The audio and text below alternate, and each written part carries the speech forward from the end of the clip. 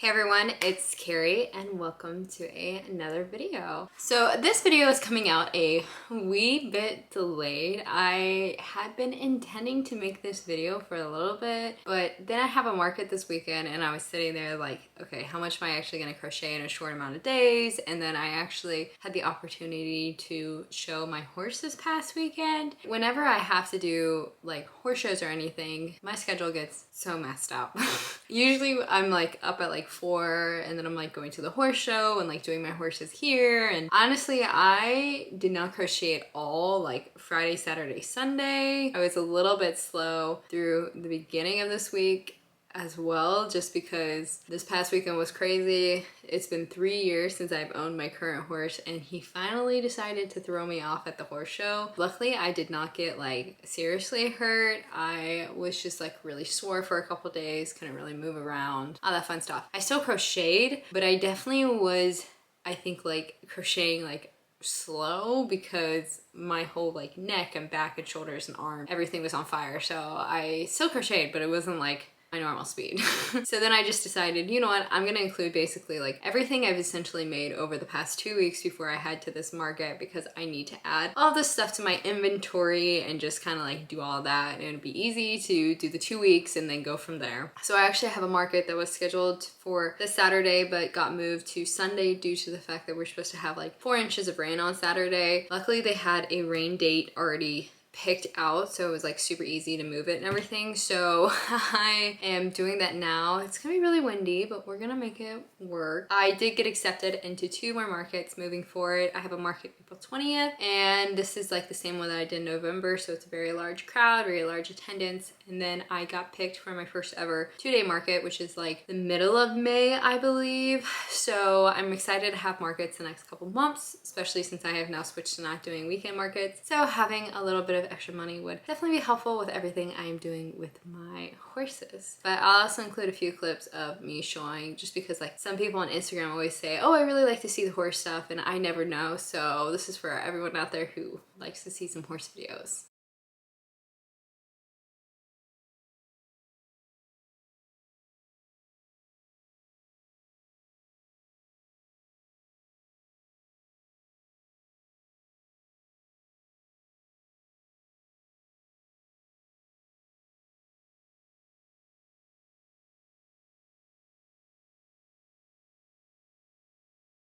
All in all, moving forward into my market, I have about 300 items. I was really happy about that, but I am continuing to do a lot of market prep. Just moving forward to the next couple of big ones I have, I'm actually focusing recently on market prepping like mass amount of small items, just because I know that small items will always sell better than my large items, and having the really large market in April, the 2-day market is like 2 weeks after that. So I'm just taking that into consideration and like prepping crazy, because those are both like 10 to 6. And this market that I'm having this weekend is much shorter. It's like 10 to 2. I'll have a whole breakdown video on that, as well as like costs and everything, because it was definitely on the more expensive side for a short small like market. I'm a little bit worried I might not make my table back, but you live and you learn. I'm so new to all these big markets that like I have to understand like testing out new people who run them, all that fun stuff. I think the only way you can do it is live and learn, and that's the only way I can ever learn. You're gonna see that I made like so many axolotls. One of the big reasons is because just like at my market last year, I really could not keep axolotls in stock. I only had like 10, I think, of like different colors. And then I was thinking, you know what, like if I can just make like 50 and have them, then I feel like I'm gonna feel really comfortable moving into the next couple of weeks, because I get so stressed out when it comes to like crocheting on a short term like time. And so the more I can like do it early, I prefer. And then if I need to make a little bit more, it's not like starting from zero. So that's what I always think about. So you're gonna see there's a ton of axolotls. I just like did my flip-flop color thing, so I was just doing it until basically I was out of that skein and like using full skeins. That is my best tip for anyone who is bulk prepping. Is, I think I've mentioned this many of the times, you'll see a lot of times I flip colors. Usually what I do is I just sit there and I will do like one skein, like flip the color, use it up. Like that's my best advice for anyone who is bulk prepping, because I think doing that is like so much easier opposed to like trying to do a vast majority of colors at one time. I just like to pick my 2 skeins and then flip flop between them until they're all out. So we're gonna start with the small box first, and I have my sole little chick that's in here, but I also have this chick over here that just needs to be finished off and everything. I'm gonna do it after this video, but I have my sole little chick, and this is just gonna go with all my other chicks because now I have 12, and I'm gonna try and hit 25 before the April market. So I have 12 now. I made 4 of these axolotls with the light blue as the gill and then the light green as the body. But like I've got 4. I'll probably end up making another one. So I have 5 because that's kind of been my base number for these guys. It's like 5 at least of each color. But I've got 4 right here. And you'll see in my other box, so we'll get to, I mixed I flipped the colors. So I used a whole skein basically. I did end up making one more butterfly, and I made it in this ice green, which is kind of like a mint green to me. So I did end up making one more, so now I have 3 of the butterflies, and that's gonna be pretty much all the butterflies I'm gonna be making, unless, you know, like there's some amazing seller or something. But I do have a pink, purple, and then this one, and I cannot remember who, but somebody recommended to me on my last YouTube video to do the mint kind of color, so shout out to you.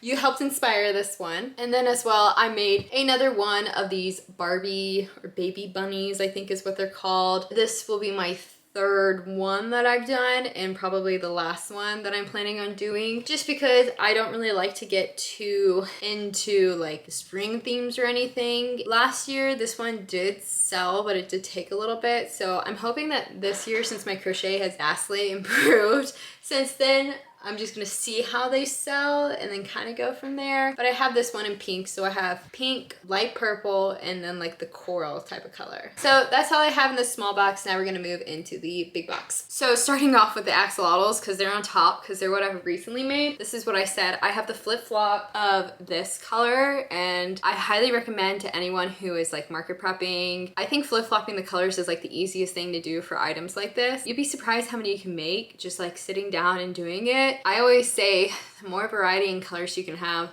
the better. Flip-flopping them is just like the best way to do it in my opinion. I have 5 of them all right here. Then I went ahead and made more of this color because I only had like 2, I think, and it's a new color, but it's a popular color, and so I did the dark blue with the actual ice green. So for these guys, I actually have 7. So I think in total I had 2 left over from last year, so that would put me at like 9 of this color, which is about right, because in the end I would like to have 10 of each color. 5 is kind of like my start point, and then it will be 10 by April. I have 7 of them here, and then I'll have 9 in the end, so I'm doing pretty good with that. I'm pretty happy. Last year I took some whales to the market, and whales weren't really my best seller, but they are one of my cheaper items, so I just wanted to make certain I had the 4 per color that I wanted to have originally. So basically what I did is I just made enough whales to cover it. Last year I had sold out of this like dark blue one. I went ahead and made 4 more. These whales make up super quickly, and they're no-sew. They're so much easier. The original whales I started out with, like when I first started crocheting, involved like sewing on the fins and the tails, and I just like hated it. Versus these are small, and I add like a little bit of, you know, blush and everything, but they're small, they're super easy to make, and because they are, I can put them at a pretty affordable price range. They just didn't sell great for me, and I think part of that's just because they're so common. And then as well, I made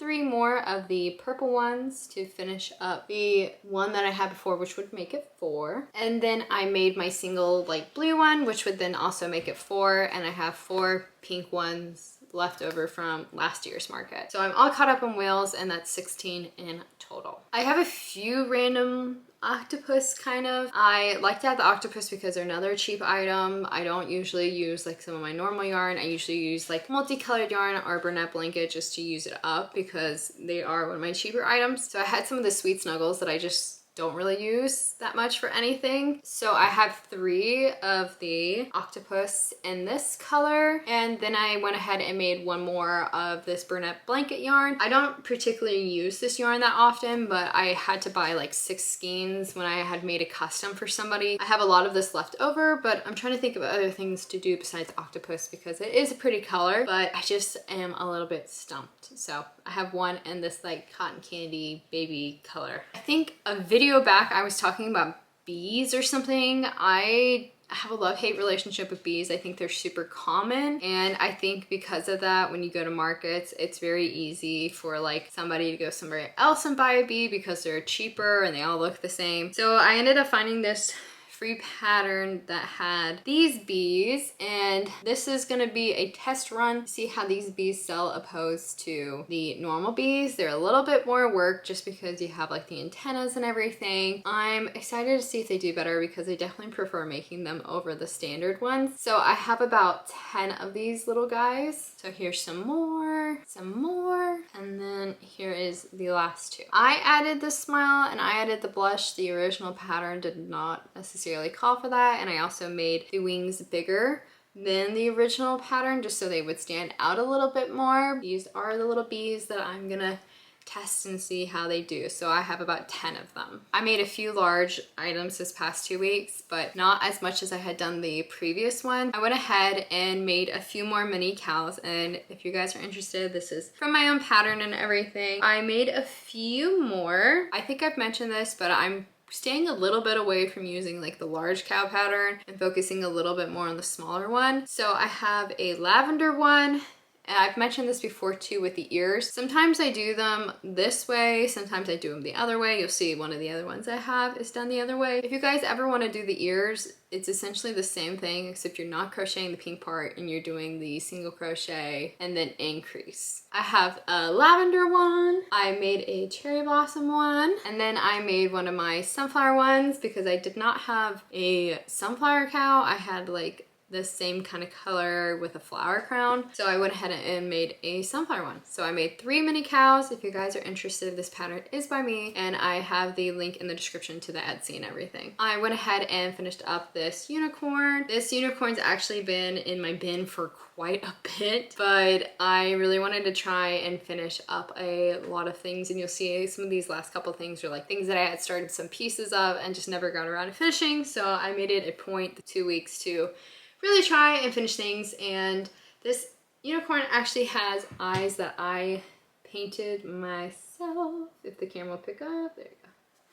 So I actually painted these eyes myself, and I think it turned out really cute. I've made a few unicorns in this pattern before, but I just kind of went for a cotton candy theme this time. I've been wanting to make a few cats, but I'm still undecided on patterns and everything. But I did end up purchasing this pattern for a tuxedo cat, and I have made quite a few patterns from this person before. If you've seen like the fox and everything, you guys will be able to find the patterns in the link in my description if you guys are interested in purchasing any of these patterns that you see. But I went ahead and made this little tuxedo cat. This was another new pattern that I made, and actually my first time ever making a pattern like this with the 4 legs. So I made this Pegasus. I got the wings and everything back there. I added a few more strands of like hair and stuff just because I tend to prefer the fuller look opposed to not as much hair, but I went ahead and made this little Pegasus just to see. And like I said, this was actually my first time making a pattern that had the 4 legs and then doing all that sewing. So it was a good experience to also just have in my arsenal moving forward if I ever decide to write a pattern that has 4 legs. So I have this little Pegasus. The 2, I guess you'd say larger ones that I made this week were my dragons. So I have this first dragon, which is just a simple green and purple one, and this was my first time doing the dragon pattern, so I definitely made a few mistakes and whatnot, but I just did a simple one here. And then my larger one, which actually I think I made a little bit more for myself just because it was an idea that I had, but it's gonna be coming to the markets with me. Even if it doesn't sell, it will just be like a cool fun piece to have. I have my Sakura dragon. So one of the things I wanted to do was to have it kind of have like branches and everything branching out to the sakura petals. So I did all different types of sakuras, just did different sizes, have the stitching down the back, opposed to having this dragon that actually has the bumps and everything down the back. I wanted to have the brown piece kind of be it, and see, got some sakuras up the neck. And then as well, I went ahead and made the ears into sakura petals opposed to doing the standard ears, which is also why I have branches kind of connecting there. And this was kind of my big one. that I wanted to make just off an idea I had, and if it never sells, it will be a pretty little piece to keep me company. So this was the last big one that I made. So all in all, that's everything that I crocheted in the past 2 weeks. Like I said, I had definitely some days that I just did not crochet at all. I'm looking forward to getting back into the markets and everything, and I have a market, like I said, this Sunday, so make sure you guys stick around because I'll do like my normal market review, go over pricing, go over what's sold, what didn't sell, all that fun stuff, so you guys can kind of have an idea with maybe what you should make for your market, and I'll let you guys know if I make any mistakes because I'm certain I'll make something. So if you guys like this video, just feel free to leave a comment or something, subscribe, you know, the whole deal. And I will see you guys in the next video. Bye.